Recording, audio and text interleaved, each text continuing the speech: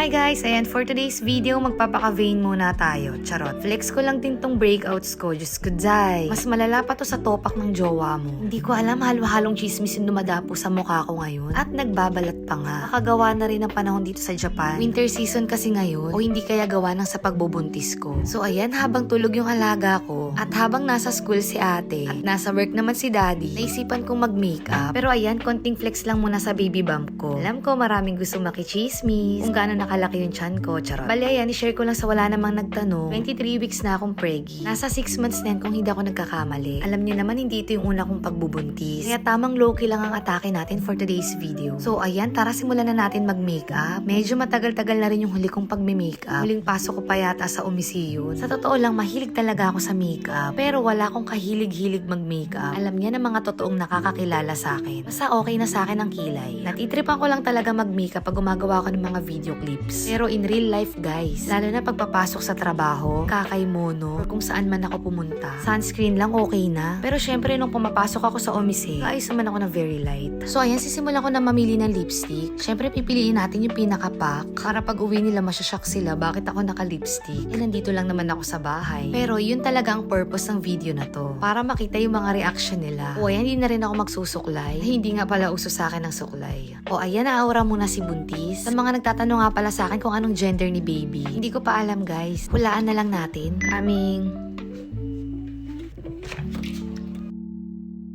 Ano ginawa mo? Wala.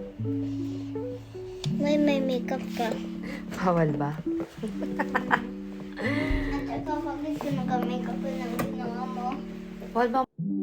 Pwede. Bawal ba mag-ayos? Hindi favorite niya suot mo.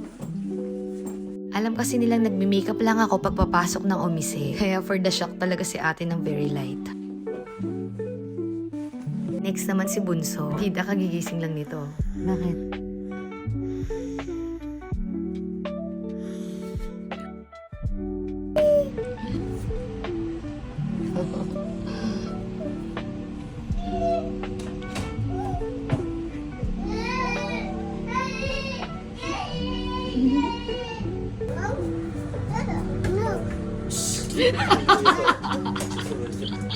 Maayos naman yung makeup ko. Bakit kaya sila nasya-shock?